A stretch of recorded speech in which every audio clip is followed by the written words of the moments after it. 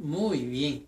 En la sección del día domingo podemos ver de manera bien interesante cuál era la misión de los profetas. En realidad, el trabajo de todo profeta era el de advertir a la gente los peligros que habían adelante si se desviaban del camino o si persistían de manera, podemos decir, errónea, persistir en el error. De tal manera que el profeta tenía que advertir, declarar, tenía que prevenir, anunciar y señalar el pecado del pueblo. Como por ejemplo, la lección de este día nos manda el libro de Mateo.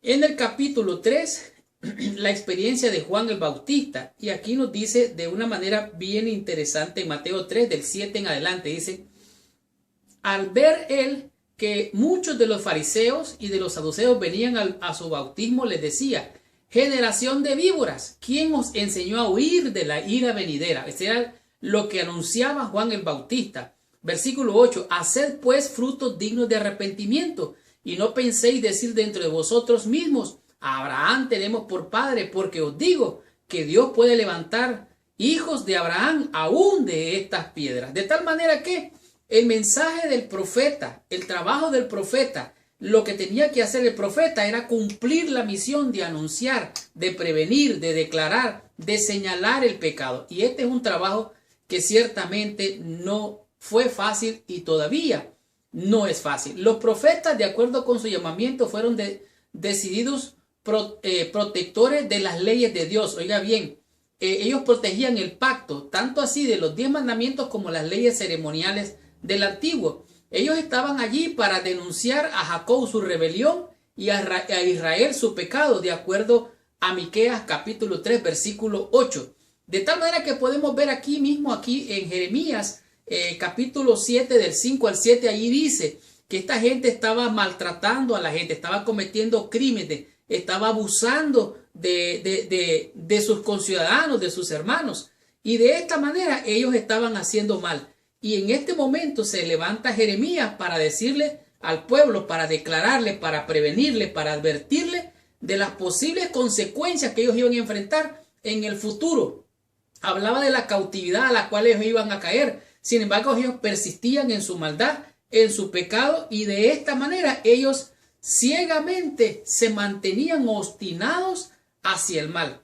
Ahora, recuerde que Jeremías estaba allí para advertir. El mensaje era de Dios para salvación. Oiga lo que dice Ezequiel capítulo 18 versículo 23. Dice aquí lo que Dios dice. ¿Quiero yo la muerte del impío? Dice Dios.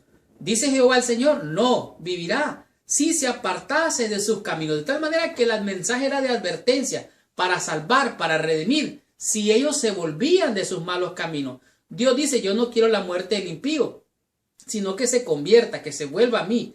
El juicio de Dios podía evitarse, pero caería sobre ellos si no se volvían de sus malos caminos. De tal manera ellos tenían que aprender a hacer el bien y dejar de hacer el mal, como dice la Escritura. El mensaje de los profetas debería mostrar a la gente cuán malos eran sus caminos y cuáles serían las consecuencias de no apartarse de esos malos caminos. Y por supuesto, este mensaje no era de los profetas, sino que era un mensaje de Dios. El mensaje de advertencia era de Dios. Pero cuando el ser humano es carnal, solo mira la carne, mira al hombre, no mira el espíritu que está moviendo al hombre.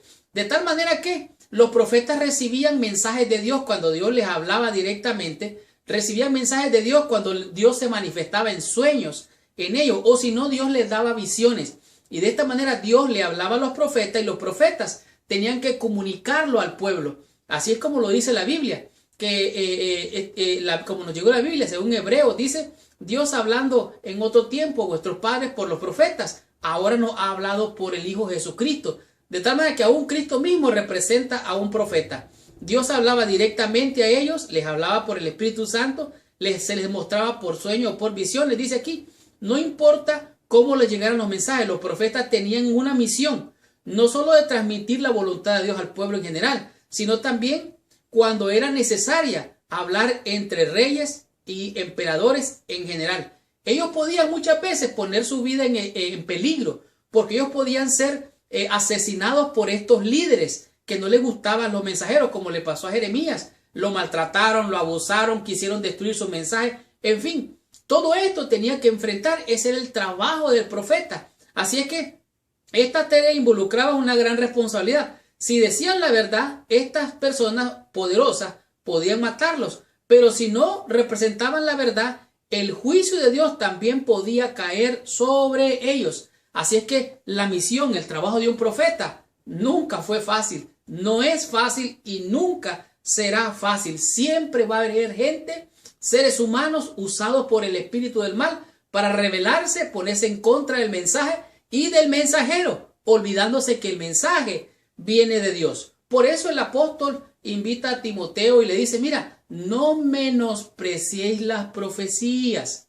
¿Por qué? Porque son importantes. Pero déjeme decirle, usted debe de estar claro que las profecías le llevan a Cristo. Cristo es la profecía misma. De tal manera que los mensajes de advertencia, de prevención, de anunciar, de señalar y muchas veces hasta de condenar el pecado, era lo que el profeta tenía como trabajo. Ellos estaban de parte de Dios. Si no lo hacían, ciertamente ellos corrían un riesgo muy grande.